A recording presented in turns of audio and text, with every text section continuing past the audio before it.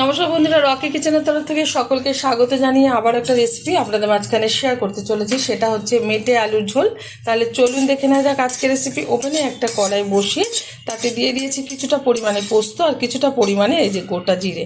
আমি এটা হালকাভাবে একটু ভেজে তুলে নেব একটা পাত্রে, তারপর একটু গুঁড়ো করে নেব। গুঁড়ো করে মানে একটু জল দিয়ে বেটে নেব।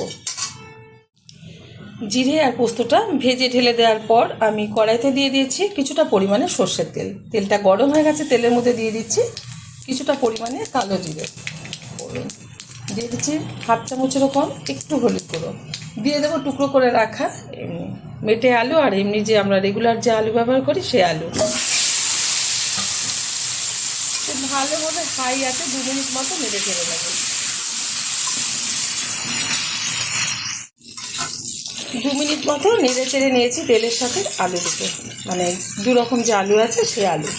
এখন দেবো এর মধ্যে কিছুটা আদার রস, আমি পেস্ট করার পর আদাটা ছেঁকে নিয়েছি। দিয়ে দিচ্ছি 1 চামচ লঙ্কার গুঁড়ো, ঝালটা যা যা পছন্দ অনুযায়ী ব্যবহার করবে। দিয়ে দিচ্ছি পরিমাণ মতো লবণ, দিয়ে দেবো টুকরো করে রাখা একটা টমেটো ছোটো সাইজের। এবার খুব ভালোভাবে কষিয়ে নেব আলুর সাথে মশলাটা। বেশ কিছুক্ষণ মশলার সাথে আলুগুলো কষিয়ে নিয়েছি। এখন দিয়ে দেবো ওর মধ্যে ভেজে রাখা মশলা, যেটা জিরে আর পোস্ত আমি ভেজে রেখেছিলাম সেটা সামান্য জল দিয়ে শিলনোড়ায় বেটে নিয়েছি। এবার আবারও 1 থেকে 1.5 মিনিট মতো আমি হাই আছে এটা আলুর সাথে নেড়ে চেড়ে নেবো। আমার এই রেসিপি যদি আপনাদের ভালো লেগে থাকে আপনারা অবশ্যই আমার চ্যানেলটিকে সাবস্ক্রাইব করবেন, লাইক করবেন, শেয়ার করবেন। গরম গরম ভাতের সাথে এরকম আলুর তরকারি একবার রান্না করে খেয়ে দেখবেন, আশা করি ভীষণ ভালো লাগবে।